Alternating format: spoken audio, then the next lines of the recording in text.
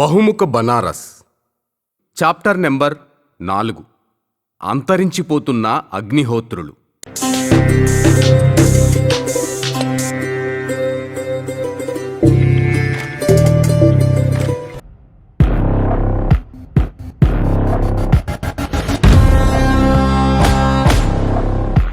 రచన కిల్లాడి సత్యనారాయణ గారు. గాత్రం కేపీ కలిదిండి. అంతరించిపోతున్న అగ్నిహోత్రులు. ఒక పక్షం అయిందనుకుంటా. నేను జ్ఞాన ప్రవాహకు వెళ్ళి, అది సామ్నే ఘాట్ వద్ద ఉంది, బనారస్ హిందూ యూనివర్సిటీకి దగ్గరలో.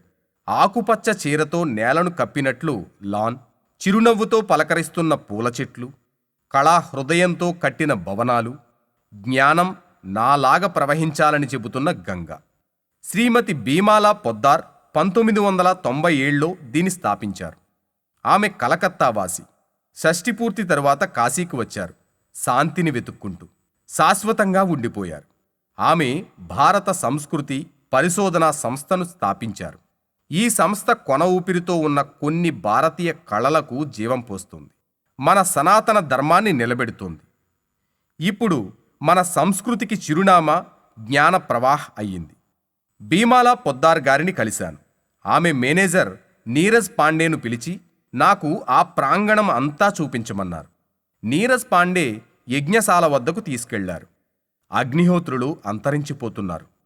ఆ మహోన్నత సాంప్రదాయం అంతరించిపోకుండా మేం ప్రయత్నిస్తున్నాం అన్నారు. ఇప్పుడు కాశీలో ఎంతమంది అగ్నిహోత్రులున్నారు? ఆసక్తిగా ప్రశ్నించాను. నాకు తెలిసి ఎవరూ లేరండి. కొంతకాలం క్రితం ఒకరుండేవారు, వారు ముంబై వెళ్ళిపోయారు అన్నారు. అంతరించిపోతున్న అగ్నిహోత్రుల గురించి తెలుసుకోవాలనిపించింది. ఆయన నాకు జ్ఞాన్ ప్రవాహ్ పరిసరమంతా చూపించారు. ఆఖరున గ్రంథాలయానికి తీసుకెళ్లారు. లైబ్రేరియన్ నాకు ప్రాచీన పుస్తకాలు చూపించడంలో లీనమైపోయారు. లైబ్రరీలో పుస్తకాలు చూస్తున్నాను. చాలా అరుదైన పుస్తకాలున్నాయి. అగ్నిహోత్రులకు సంబంధించిన పుస్తకం ఉంటే చూపించండి అని అడిగాను. పుస్తకాల బీరువాల మధ్య తిరిగారు. పుస్తకాలు ముందు వెనుక కదిపారు. సారీ సార్ అన్నారు. అర్థమైంది. అగ్నిహోత్రులకు సంబంధించి సమాచారం కావాలి. ఎక్కడ దొరుకుతుంది? నేను బనారస్ హిందూ యూనివర్సిటీ కేంద్ర గ్రంథాలయానికి వెళ్ళాను. Librarian Shri S K Singh. ఈ మధ్యనే మా మధ్య మిత్రత్వం పెరిగింది. ఆయన్ని అడిగాను. కంప్యూటర్లో పుస్తకాల సూచి వెతికించారు. ఈలోగా టీ బిస్కెట్స్ తెప్పించారు. తరువాత నాకు లైబ్రరీ చూపించారు. చాలా పెద్ద లైబ్రరీ అది. చేతివ్రాత ప్రతులున్న విభాగానికి తీసుకెళ్లారు. చాలా బాగుంది. ఇంతలో డిప్యూటీ లైబ్రేరియన్ వచ్చారు.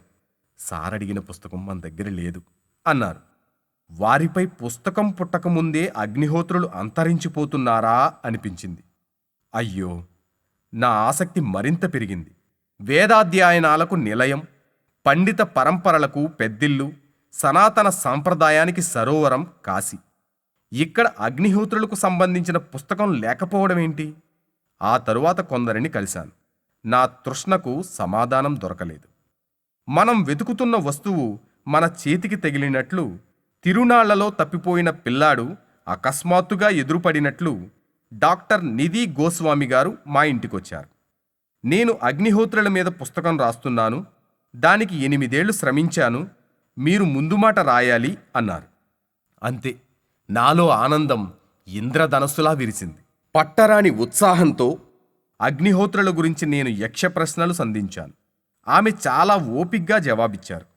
ఇప్పుడు కాశీలో అగ్నిహోత్రులు లేరా అండి అని అడిగాను. ఆమె చిన్నగా నవ్వారు. మీకు ఈ విషయం మీద ఆసక్తి ఎలా పెరిగింది అన్నట్లుగా. అంతేకాదు, నేను సరైన వ్యక్తినే అడిగినట్లుగా నా వైపు చూశారు. వేళ్ల మీద లెక్కించవచ్చు. దెందుకూరి యజ్ఞమణి దీక్షితార్, శ్రీరామ్ ఘనాపాటి, వీరరాఘవ ఘనాపాటి ఉన్నారు. వీరు దక్షిణ భారతీయులు అన్నారు.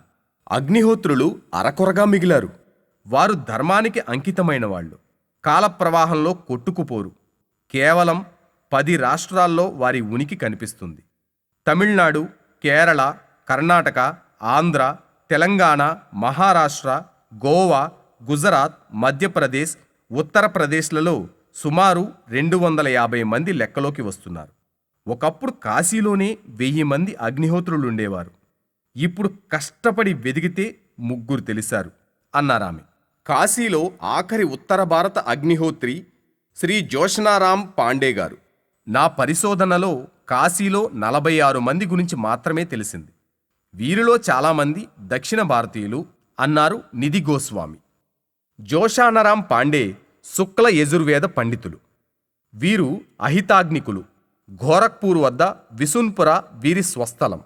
1922 చౌరీ చౌరా ఘటనలో వీరి నాన్నగారు పాల్గొన్నారు. వీరి నాన్నగారి అరెస్టు కోసం వారెంటు వచ్చింది.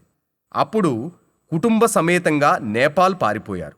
కొన్నేళ్లు చాలా కష్టాలు పడ్డారు. ఒక కలెక్టర్ సాయంతో స్వదేశం తిరిగొచ్చారు. వీరు వేదాంతం, శంకర భాష్యం, మీమాంసలను అధ్యయనం చేశారు. ధర్మ ప్రచారం చేశారు. అనేక గ్రంథాలు రాశారు. అనేక పురస్కారాలు పొందారు. వీరి శిష్యులు దేశంలోనే కాదు, నేపాల్లో కూడా ఉన్నారు. వీరు పంచకుండి అగ్నిని స్వీకరించారు. కాశీలో రతన్జీ దీక్షిత్ నిష్టగల అగ్నిహోత్రుడు. వీరు గుజరాత్లోని నాగర్ వంశస్థులు. 1843లో రతన్జీ కాశీలో జన్మించారు. వీరు ఋగ్వేదంలో, జ్యోతిష్యంలో, గణిత శాస్త్రంలో నిష్ణాతులు. వీరు జీవితాంతం అగ్నిహోత్ర వ్రతం నిష్టగా పాటించారు. వీరు భేతియా రాజపురోహితులు. ఋగ్వేద మంత్రాలు, కర్మకాండలతో కూడిన ప్రయోగ దీపిక పుస్తకం రాశారు. వీరి కుటుంబంలో వీరే ఆఖరి అగ్నిహోత్రుడు. బటుక్నాథ్ దీక్షిత్ కాశీలో జన్మించారు. వీరి పూర్వీకులు మహారాష్ట్రలోని పూనా ప్రాంతానికి చెందినవారు. 4 తరాల నుండి వీరి కుటుంబం కాశీలో ఉంటుంది. వివాహం తర్వాత బటుక్నాథ్ గారు అగ్నిహోత్రం స్వీకరించారు. ప్రభుదత్త అగ్నిహోత్రి గారు హర్యానా రాష్ట్రానికి చెందినవారు. వీరు 1864లో జన్మించారు. వివాహం తర్వాత వీరు కాశీకి వచ్చి స్థిరపడ్డారు. శుక్ల యజుర్వేదం చదివారు. సతప్త బ్రాహ్మణం అధ్యయనం చేశారు. సంస్కృత వ్యాకరణం, సంఖ్యాయోగం చదివారు. వీరు అనేక గ్రంథాలు రాశారు. బ్రిటిష్ ప్రభుత్వం వీరిని మహామహోపాధ్యాయ బిరుదుతో సత్కరించింది. చంద్రబాల్ ఈ కుటుంబంలో ఆఖరి అగ్నిహోత్రుడు. వాయునందన మిశ్రా అగ్నిహోత్రి గారి పేరు కాశీలో ప్రముఖంగా వినిపించేది. వేద విజ్ఞానంలో, కర్మకాండలో వీరికి వీరే సాటి. వీరు 26 సంవత్సరాల మంత్ర వ్యాఖ్యతో టీకా కూడా రాశారు. వీరు వైదిక అగ్నిహోత్రిగా పేరు పొందారు. దెందుకూరి సుబ్రహ్మణ్యం సోమయాజీ గారితో సోమయాజీ ఘరానా మొదలైంది. వీరు గుంటూరు జిల్లాకు చెందినవారు. వీరు 32 సంవత్సరాల క్రితం కాశీవాసం కోసం వచ్చారు. వీరి కుటుంబంలో సుమారు 20 మంది అగ్నిహోత్రులున్నారు. సోమయాగ పద్ధతిలో వీరు యజ్ఞాలు చేస్తారు. అందుకే సోమయాజులుగా పిలువబడుతున్నారు. జగన్నాథ మిశ్రా, సిద్ధనాథ్, బాలదీక్షిత్ కాలే, బాలచంద్ర కేదార్నాథ్ ఉపాధ్యాయ, శ్రీరామ్ శాస్త్రి రతాటే, భగవత్ ప్రసాద్ మిశ్రా, తోడేపల్లి గురుదేవ శాస్త్రి, మాడుగుల మాణిక్య శర్మ, రామలింగేశ్వర సోమయాజీ, డాక్టర్ జ్ఞానేశ్వర్ సపాకోట మొదలైన 46 మంది గురించి శ్రీమతి నిగోది స్వామి గారు నిధిని సేకరించారు. శ్రీమతి నిధి గారింటికి వెళ్ళాను.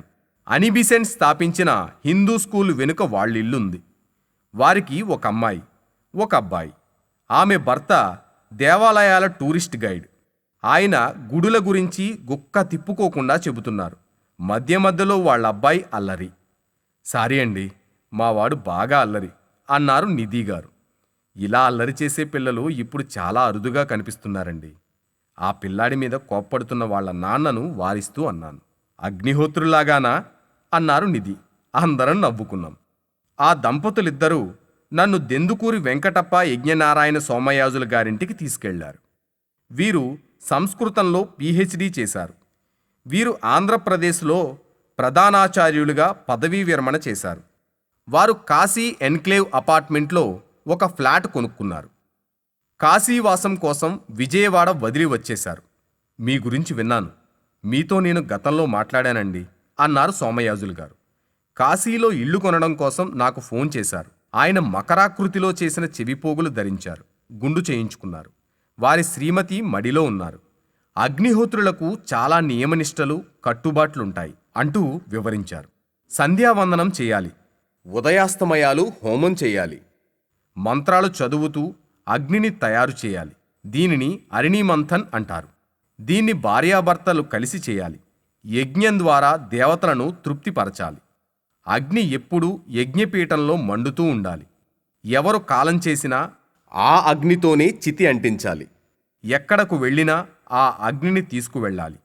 ఆ అగ్నితోనే వంట చేయాలి, లేకుంటే పస్తుండాలి అని వివరించారు. అగ్నిహాత్రులంటే ఎవరండి అని అడిగాను. అగ్నిని ఉద్దేశించి పూర్వ పశ్చిమ సంధ్యలలో హోమం చేసేవాళ్లను అగ్నిహోత్రులంటారు. వీరు పవిత్రాగ్నిని నిత్యం కాపాడుకుంటూ యజ్ఞం చేస్తారు.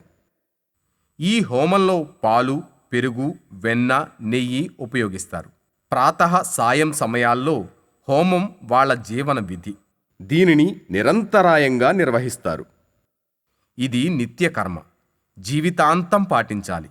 అగ్ని ముందు నిలబడి మంత్రాలను జపిస్తారు. దీనిని ఉపస్థానం అంటారు. విధిపూర్వకంగా తమ ఆసనం మీద కూర్చుంటారు. దీనిని ఉపవేశనం అంటారు. మీ హోమ భాషలో అగ్ని అంటే ఏమిటండి? ఆ ఇంట్లో హోమగుండాన్ని కళ్ళతో వెతుకుతూ అడిగాను. అగంతి అచ్చితీత్యాగ్నిహి.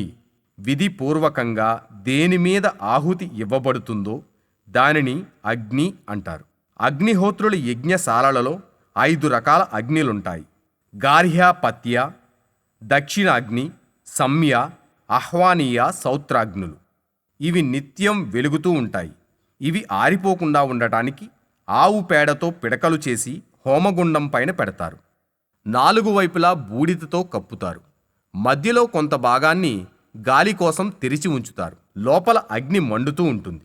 ఈ విధంగా ఉదయం సాయంత్రం చేస్తారు అని వివరించారు సోమయాజి గారు. వారు నా కళ్ళు దేనిని వెతుకుతున్నాయో పసిగట్టారు. ఇదిగో ఈ అపార్ట్మెంట్లో ఆ మూలన అగ్నిని కాపాడుకుంటున్నాం. నేను నా భార్య ఆ అగ్ని మీద వండుకుంటాం. పిల్లలు గ్యాస్ స్టవ్ మీద వండుకుంటారు అంటూ ఆ హాలులో ఒక మూలన వెలుగుతున్న అగ్నిని చూపించారు. అది చూసి నేను ఆశ్చర్యపోయాను. నగరంలో అపార్ట్మెంట్లో అగ్నిని ఆరకుండా కాపాడటం ఎంత కష్టం! మీకు ఇరుగు పొరుగు నుండి ఇబ్బంది రాలేదండి? హోమగుండంలో రగులుతున్న అగ్ని నుండి లేస్తున్న పొగను చూస్తూ అడిగాను. అరే, ఎందుకు లేదండి? పొగకు ఫైర్ అలారం మోగింది. ఫైర్ వాళ్ళు వచ్చారు. మా పై ఫ్లాట్ వాళ్ళ ఫిర్యాదుకు అసోసియేషన్ వాళ్ళు వచ్చారు. మీలాంటి పెద్ద మనిషి దీని మహత్యం గురించి చెప్పగా మాకు వెసులుబాటు దొరికింది. అలా మాట్లాడుకుంటూ సోఫాలో కూర్చున్నాం. ఇంతలో వారి మనమడు వచ్చాడు. 5 ఏళ్ల వయసుంటుంది. వీడికి మొన్ననే ఒడుగు చేశామండి అన్నారు సోమయాజులు గారు. ఆ పిల్లాడి తల మీద 5 పిలకలుంచి గుండు చేశారు. వారి కుమారుడు బెంగుళూరులో సాఫ్ట్వేర్ ఇంజనీర్. ఇంత నిష్ఠతో అగ్నిని కాపాడుకోవడం వల్ల ఏం ప్రయోజనమండి అని అడిగాను. నిధిగారి అబ్బాయి సోమయాజులు గారి మనవడితో కలిసి అల్లరి ప్రపంచం సృష్టించాడు. అయ్యో, ఎందుకు లేదండి? భోపాల్ విషవాయువు ఘటన మీకు తెలిసే ఉంటుంది. ఆ ఫ్యాక్టరీ దగ్గర ఒక అగ్నిహోత్రి ఉండేవాడు. ఆ ఫ్యాక్టరీ చుట్టుపక్కల అందరూ ప్రాణాలు కోల్పోయారు. కానీ ఆ అగ్నిహోత్రికి వారి కుటుంబానికి ఏం కాలేదు అన్నారు చాలా భావుకతతో. నిష్ఠగా చేస్తే లోకానికి కూడా మంచిదండి. ఈ కరోనా వంటి మహమ్మారులు చుట్టుపక్కలకు రావు అన్నారు మళ్ళీ. అగ్నిహోత్రంలో వాజపేయం మరింత కఠినం. ఇది 7 సోమయజ్ఞాలలో ఉత్కృష్టమైనది. దీనిని రాజ్యంలో శాంతి కోసం చేస్తారు. సోమయజ్ఞం చాలా నియమనిష్టలతో కూడినది. దీనికి కావలసిన పవిత్ర సామాగ్రిని గృహిణి సమకూరుస్తుంది. యజమాని యజ్ఞం చేస్తారు. ఈ యజ్ఞం చేసేవారిని సోమయాజులు అంటారు. నగరాల్లో అపార్ట్మెంట్ సంస్కృతి పెరిగింది. ఇప్పుడు అగ్నిహోత్రం కష్టమవుతుంది. నియమనిష్టలు జీవన వేగానికి అడ్డుపడుతున్నాయి. టెక్నాలజీ ప్రపంచంలో జీవిస్తున్న కొత్త తరానికి ఇది చాదస్తంగా తోస్తోంది. వారి మనవడి ఒడుగు ప్రసాదం నాకిచ్చారు. వారి ఆశీర్వాదం తీసుకున్నాను. అయినా మాలాంటి కొద్దిమంది మీ అగ్ని ఆరిపోకుండా ప్రయత్నిస్తున్నాం. మమ్మల్ని సాగనంపుతూ అన్నారు సోమయాజులు గారు. ఆయన ఈ మాట నా కళ్ళ ముందు ఒక దృశ్యాన్ని నిలబెట్టింది. జ్ఞానప్రవాహ సంస్థ యజ్ఞపీఠంలో నిత్యం వెలుగుతున్న అగ్ని. బహుముఖ బెనారస్ మిగతా చాప్టర్స్ కోసం please like, share and subscribe to our channel.